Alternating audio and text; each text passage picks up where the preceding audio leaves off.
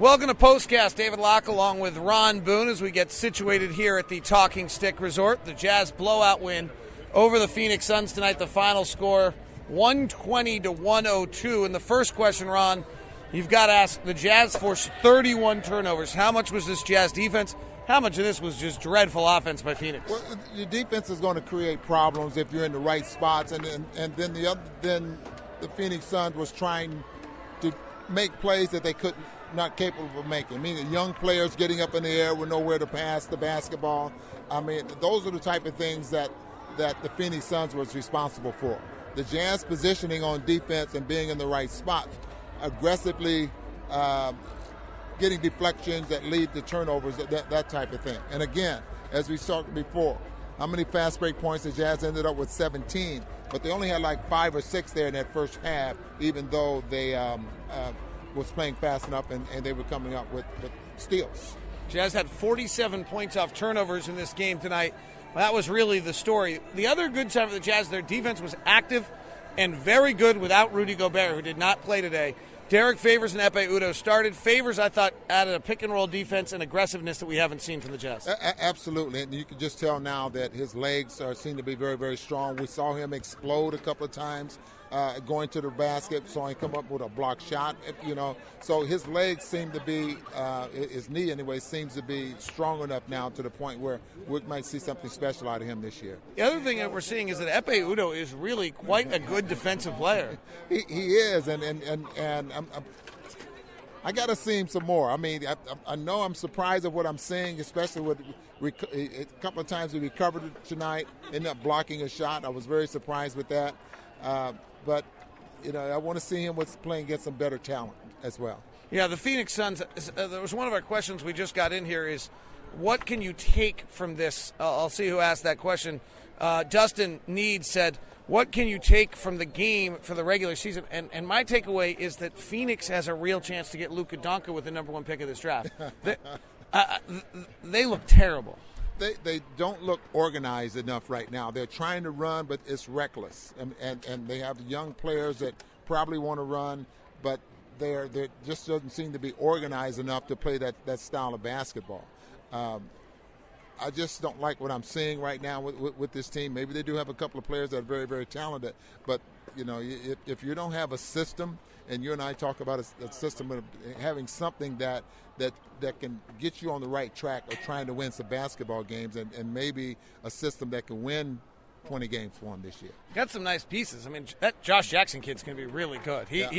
I talked to Memo for a long time before the game. Memo said he thinks he'll be an all-star. He thinks he's Scottie Pippen-esque. He thinks he'll be a point forward. I saw everything Memo talked about. Well, he's very, very talented, that's for sure. But he was one of those guys that had 7 turnovers there in the first half. So he needs to tone it down a little bit and stop and not play as reckless. Now, is he a better basketball player playing that style? We'll just have to wait and see because, still young, and you can see the talent level is definitely there. Steals for the Jazz tonight.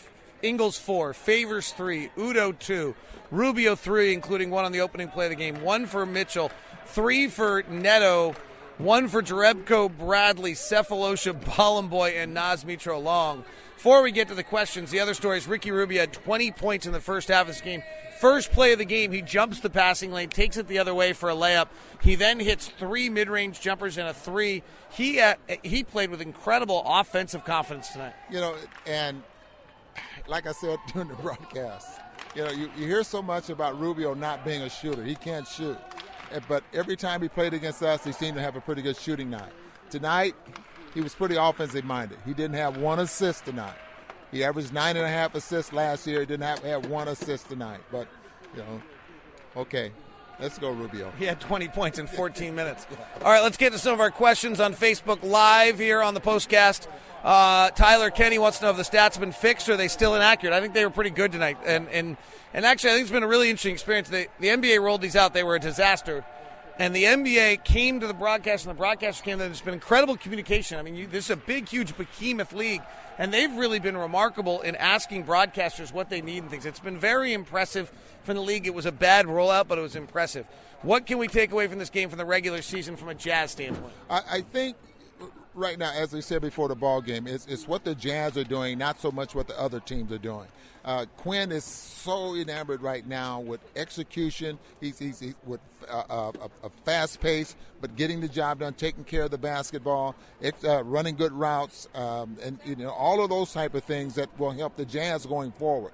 So regardless of who you're playing, those are things that you must do every night to get good at. And so if you're going to take away anything, that's what you look at, or what the Jazz are doing on the defensively and offensively. Jason Lewis, do you think Mitchell drives to the basket too often, and what does Quinn want him to focus on offensively? Just let him play. I mean, I think as a whole, eventually Quinn, if he gets too far out of hand, Quinn will probably get a chance to settle him down a little bit. But you got to let this kid play this is the way he played in college. When you saw him play in college, that's the way he was playing. So you got to kind of let him go, and he'll figure it out. And obviously Quinn will help him there as well. You also notice he's making mistakes he'll stop making. He's driving the basket, beating his first guy, and then two other guys suffocate him. He's going to learn in this league, like, oh, when I beat my first guy, I'm actually not free. Mm-hmm. In college, when you beat the first guy, you were actually free to go.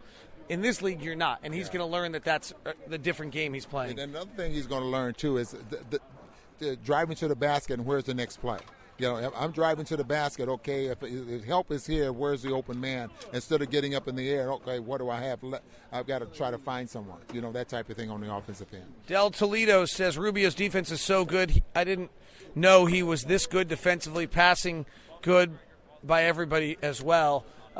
Rubio's defense is really good, and Donovan said it sets the tone. Yeah, it really is. He's always been a very good defensive player. He's in the top 10 in steals every year, and that's something that probably goes unnoticed by a lot of people because they talk so much about his ability to pass the basketball. His defense is very good, and again, like I said, he's been in the top 10 in steals every year. Tom Maddox wants to know your thoughts on Joel Bollenboy versus Royce ONeal. Who gets the final roster spot? Royce favored after the Exum injury. Probably that, often we talked about Joe Ingles is a good story on this, and often the final roster spot is dictated by something other than the final guys. Joe Ingles gets cut by the Clippers, even though Jared Cunningham, he had a better camp than Jared Cunningham because Chris Paul got hurt. There might be some of that. Here's what I do think is really clear on both. They're both NBA players. Joel Bollenboy has shown he's an NBA player. Royce ONeal is an NBA player. He might be a rotation player. I'm not sure I can say the same yet on Bollenboy. He's an NBA player. I'm not sure if he's where he is in a rotation, but there's no question I think that Royce ONeal, if he can hit the threes, is an NBA rotation player. Both of them playing really, really well. Both of them have earned NBA spots. One of them is going to get cut if that's the choice. I don't know what else it would be, frankly. So the Jazz have 16 players who deserve NBA roster spots with only 15 to give out. That's and I can't add much to that, David. You said everything that needs to be said about that situation, except the fact that, a wing player and Bollenboy is trying to show everyone that I can be a player that can go away from the basket. We've looked at him as being more of a power player.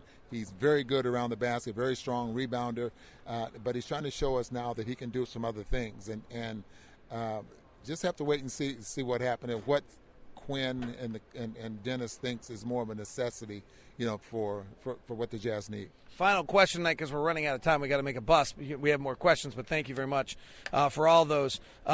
From Alex Hansen, and I think this is important. We pointed out he thought Tony Bradley was very solid on both ends tonight. He has Roy Hibbert hops, he says, but very fundamentally sound. That's pretty funny. I love that. That's really funny.